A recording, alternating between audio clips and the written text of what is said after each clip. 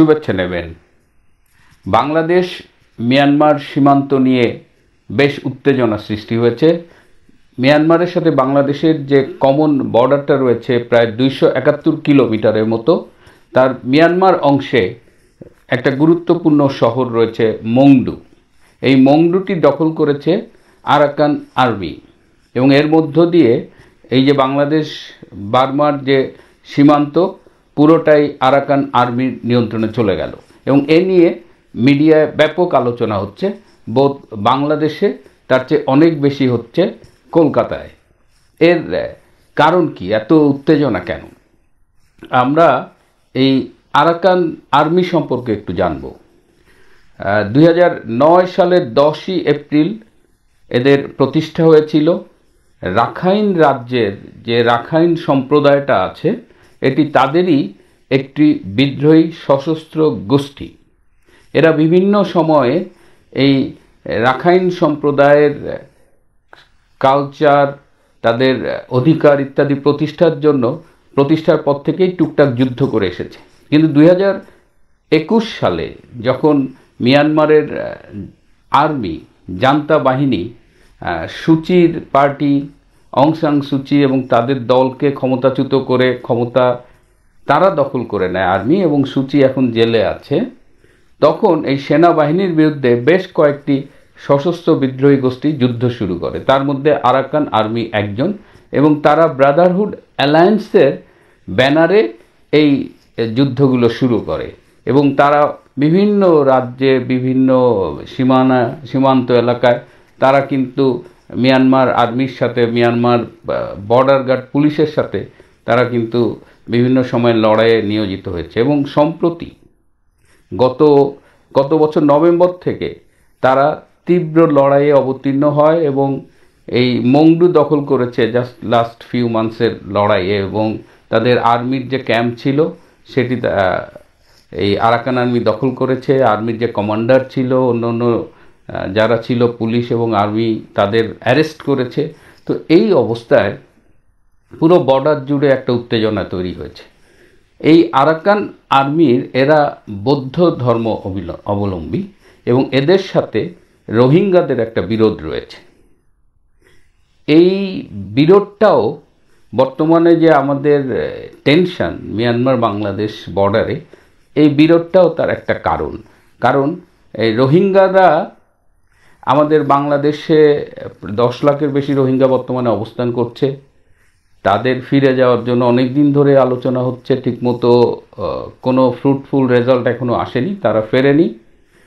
আর এখন Arakan army এই border এরিয়ার দখল নেওয়ার পরে এই রোহিঙ্গারা আদৌ ফিরে যেতে পারবে কিনা বা ফেরাটা আর কত বিলম্বিত হবে সেটা নিয়ে একটি প্রশ্ন উঠেছে। আর একটা বিষয় হলো, রোহিঙ্গাদেরও কিন্তু সশস্ত্র আর্মি আছে। আবার রোহিঙ্গারা সরাসরি মিয়ানমার সেনাবাহিনীতেও অনেকে যোগ দিয়েছে। বাংলাদেশের এই উদ্বাস্তু শিবির থেকে তারা গিয়ে মিয়ানমার সেনাবাহিনীতে যোগ দিয়েছে এবং তারা আরাকান আর্মির সাথে যুদ্ধ করছে। সো এখানে দুইটা ইকুয়েশন কাজ করছে।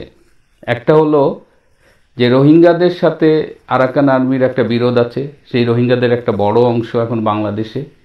আরাকান আর্মিরা বৌদ্ধ ধর্মের অনুসারী, সেই একই বৌদ্ধ ধর্মের অনুসারী অনেকেই চিটাগাং এবং কক্সবাজারে আছে।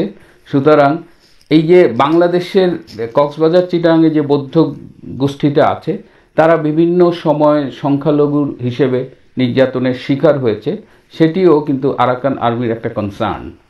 আবার এই আরাকান আর্মি এই যে বিদ্রোহ করছে, ওদের কিন্তু প্রচুর আর্মস আছে এবং ওদের প্রায় 40,000 ওদের আর্মির বিদ্রোহী আর্মিতে ওদের সদস্য সংখ্যা প্রায় 40,000। It's a huge number for any group like this.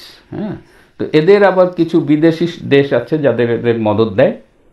আমি তাদের নাম বলছি না, কিন্তু আপনারা হয়তো বুঝতে পারছেন যে কারা এই আরাকান আর্মিকে মদত দেয়।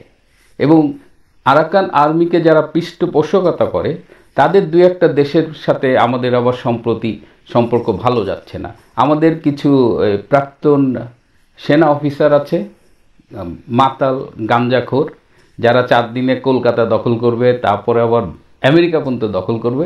তো এরা লাফালাফি করে, এদের সাথে আমাদের কিছু এই যে ছোকরা উপদেষ্টা আছে, বৈষম্য বিরোধী ছাত্র নেতা ফেতা আছে, এরা খুব লাফালাফি করে, এরা ভারতে একদম দখল করে ফেলবে, দিল্লি দখল করবে, ভারত বাংলাদেশের সীমান্তে প্রচুর সৈন্য সমাবেশ করেছে।